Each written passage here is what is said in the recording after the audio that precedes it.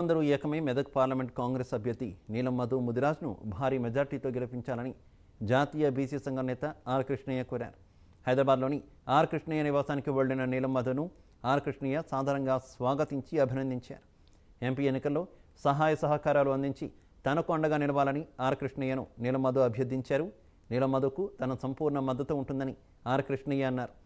బీసీల హక్కుల కోసం పోరాడుతున్న యువనేత నీలం మధును గుర్తించిన కాంగ్రెస్ అధినాయకత్వానికి ధన్యవాదాలు తెలిపారు. నాన్న చనిపోయాక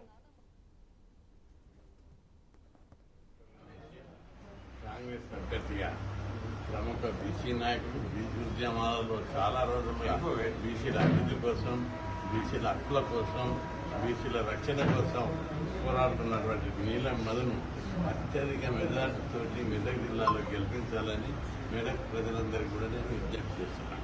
మెదక్ పార్లమెంట్ నియోజకవర్గంలో 64% బీసీలు ఉన్నారు. ఏదన్నా పార్టీ బీసీలకు ఇవ్వాలంటే భయపడుతున్నారు.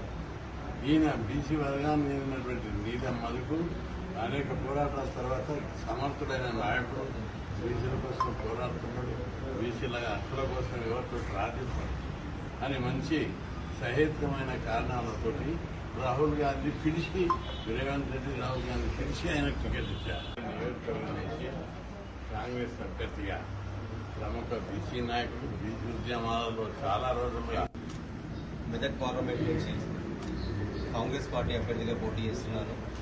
నేను మా పెద్దలు, మా తండ్రి సమానులైన ఆర్ కృష్ణన్న గారి బ్లెస్సింగ్స్ తీసుకోవడానికి వచ్చిన అన్నగారు కూడా నాకు సంపూర్ణ మద్దతు తెలిపినందుకు కూడా కృతజ్ఞతలు తెలియజేస్తున్నాను.